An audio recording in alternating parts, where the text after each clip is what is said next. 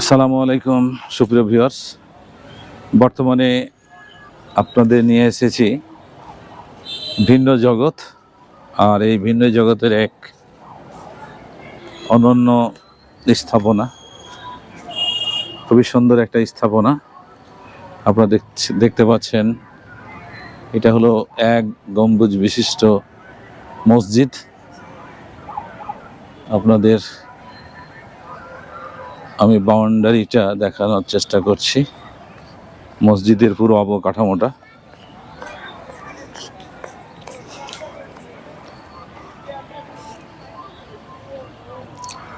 এই হলো আপনার ভিন্ন জগৎ।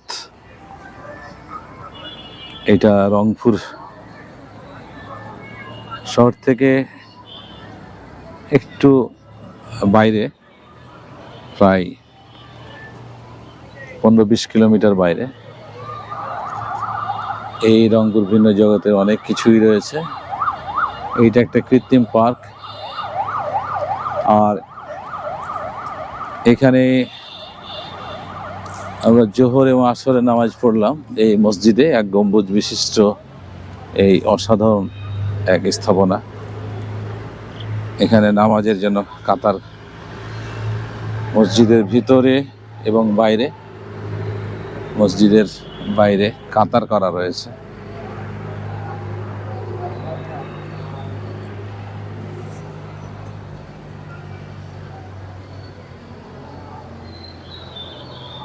তো দেখতে পাচ্ছেন যে এটি একটি মাত্র গম্বুজ বিশিষ্ট একটা স্থাপনা, একটা মসজিদ। এর বাইরে অসংখ্য পিলার রয়েছে, কিন্তু মধ্যখানে কোনো পিলার নাই।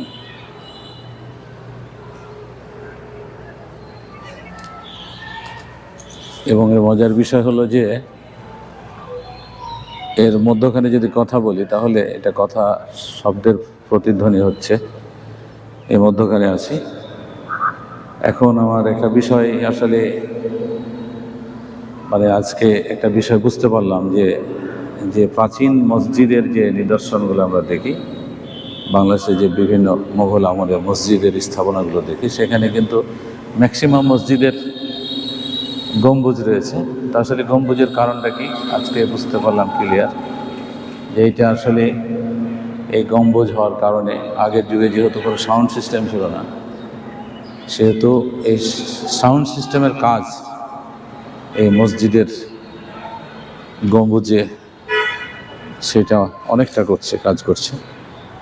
এই জন্য প্রায় সবগুলো মুঘল স্থাপনার যে মসজিদগুলো রয়েছে সবগুলোই গম্বুজ বিশিষ্ট, অসংখ্য গম্বুজ। তো আজকে আমার বিষয়টা আসলে এইখানে আসার পর বা এখানে কথা বলার পর যখন প্রতিধ্বনি হচ্ছে, তখন আমার মনে হলো যে কী কারণে আসলে মসজিদে গম্বুজ রাখা হয়, এইটা একটা অন্যতম কারণ। তো এই হলো, এটি সুন্দর একটা স্থাপনা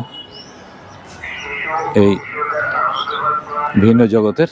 আপনারা আসলে অবশ্যই যারা মুসলিম ধর্মের বা ইসলাম ধর্ম অনুসারী তারা নামাজ পড়বেন এখানে। এটা জামে মসজিদ, জুম্মার দিনও নামাজ হয় এবং প্রতি অক্টেই সবাই নামাজ পড়ছে।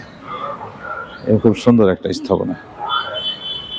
তো ঠিক আছে, ধন্যবাদ আপনাদের। আমি আরও কিছু স্থাপনা দেখার চেষ্টা করছি।